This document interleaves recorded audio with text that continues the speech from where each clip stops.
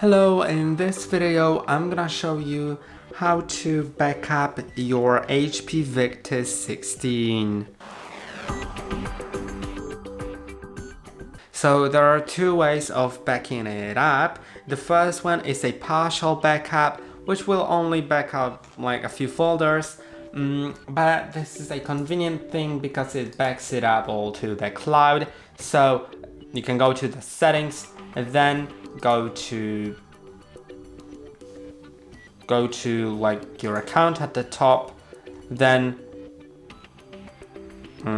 just find Windows Backup, and you can easily select Manage Sync Settings, then select what folders you want to sync with the OneDrive, and this is how you do it here.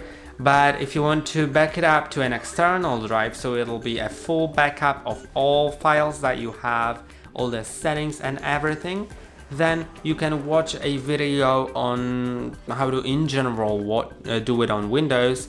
There will be a video on our channel on it, because this is a very long process and it's on all devices, it's all the same, so you can just watch that general video on Windows on how to do it. And that's all for today. Don't forget to like and subscribe. See you next time.